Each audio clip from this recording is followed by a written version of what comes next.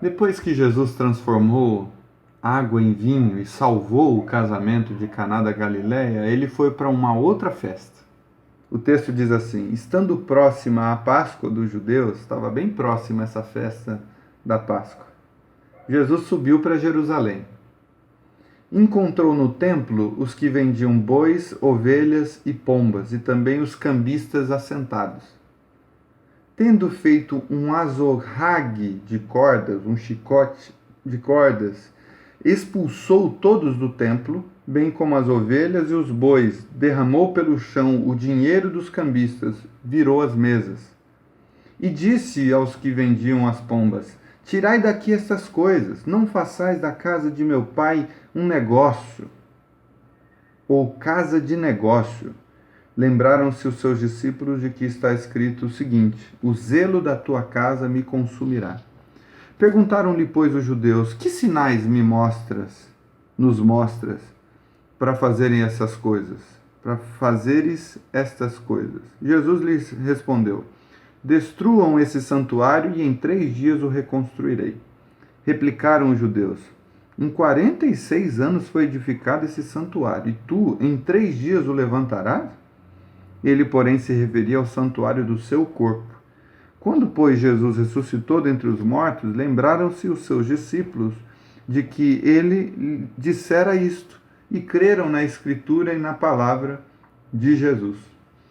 Veja como Jesus ele é intenso quando ele está lidando com gente que está usando da fé das outras pessoas para tirar lucros financeiros disso. Jesus é intenso, Jesus é bastante incisivo, ele faz um corte profundo e considera essa brincadeira uma brincadeira de mau gosto. Sempre que Jesus lidava com pessoas que fazia da fé um negócio, Jesus ficava extremamente irritado. Uma santa ira tomava conta de Jesus, como nesse caso, a ponto de fazer chicotes e começar a derrubar a mesa dos cambistas de dentro do templo, as moedas caírem no chão, e ele dizer veementemente: saiam daqui! Vocês transformaram a casa do meu pai, que deveria ser uma casa de oração, em uma casa, em um covil de ladrões, em uma casa de negócios, de câmbios. Vocês não entenderam nada do espírito dessa lei, dessa cerimônia, dessa festa, daquilo que Deus instituiu. É como se Jesus estivesse dizendo isso: vocês estão cegos. A mensagem dessas cerimônias, dessas festas, desse ambiente religioso, deveria ser um ambiente de amor, de acolhimento. Vocês deveriam repartir e não roubar. Vocês deveriam estar ajudando quem não tem pomba para oferecer e não vender para conseguir dinheiro e fazer desse negócio um comércio. Fazer da casa do meu pai, porque era assim que era chamado o templo naquela época, fazer da casa do meu pai um covil de ladrões. Veja como Jesus é incisivo quando as pessoas usam da fé para ganhar dinheiro, quando as pessoas usam da boa vontade do outro para lucrar com isso. Eu não tenho dúvida de que se Jesus vivesse nos dias atuais, ele derrubaria muita mesa por aí. Ele entraria em muitos lugares. É óbvio que ele não chamariam esses lugares de a casa do meu pai, porque no próprio texto está implícito o que Paulo vai dizer depois, de que templo do Espírito somos cada um de nós. Nós somos a habitação do Eterno. As casas que a gente se reúne dentro delas são apenas galpões, são apenas ambientes que a gente separou para a gente fazer as nossas reuniões, aprendermos juntos, ajudar o próximo, etc. Nada mais do que isso. E isso pode acontecer em qualquer lugar, porque o que importa é que nós somos templo do Espírito, nós somos igreja. Igreja não é um prédio. Templo de Deus não é um prédio feito por mãos humanas. Deus não habita em templos feitos por mãos humanas. Nunca habitou, inclusive.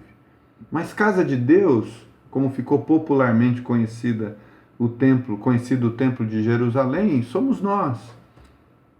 E quando a gente pega a fé que nós temos e transforma isso num negócio, numa barganha, num toma lá da cá, inclusive se aproveita do outro, se aproveita da ingenuidade do outro, da fé do outro, da concepção de Deus que o outro tem, para transformar isso num negócio, Jesus é veemente com a gente. Ele é intenso. Ele não tolera essas coisas. Ele não tolera que as pessoas coloquem medo nas outras em nome da fé. Ele não tolera que a gente trate do reino de Deus com leviandade, com uma banalização perigosa. Isso em todos os aspectos da vida. A vida e a espiritualidade com Deus não é uma brincadeira. Não é um faz de conta. Deus é real, Deus existe, Deus se manifesta, Deus é. Brincar com essa realidade é brincar com o fogo. E mesmo não querendo se queimar, a gente acaba se queimando. Como disse Paulo aos Gálatas, de Deus não se zomba. O que o homem plantar, ele vai semear. Se ele planta para a sua carne, da carne colherá destruição. E se ele planta do Espírito colherá a vida eterna.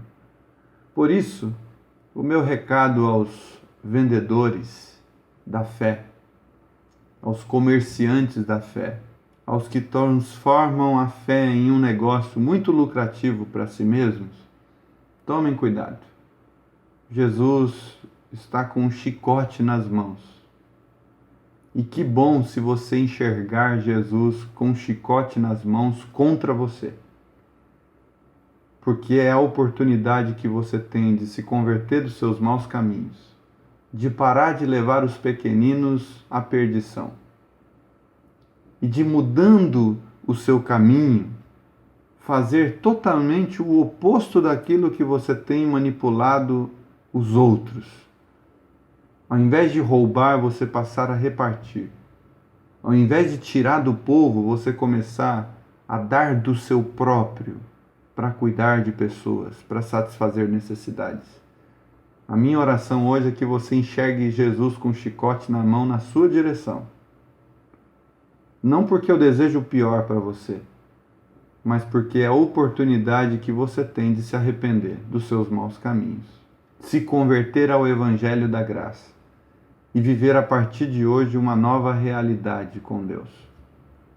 Se você é pastor, se você é um membro dentro de uma comunidade que é assim, a minha oração é que você enxergue Jesus com um chicote na mão contra a sua comunidade, se for o seu caso. Para que você, no mínimo, tenha a oportunidade de voltar à sanidade, de voltar ao equilíbrio, de voltar à sobriedade, à sabedoria de quem percebe a verdade e não se deixa vender, nem comprar-se por preço algum. Tudo que Deus fez por nós foi por pura graça. Pela graça sois salvos por meio da fé. E isso não vem de vós, é dom de Deus e não vem das suas obras, das suas barganhas, dos seus contratos com o divino ou com os representantes do divino, para que ninguém se glorie diante de Deus. Em nome de Jesus, enxergue-se e abandone esse comércio de fé, porque no final das contas isso não será nem um pouco lucrativo para você.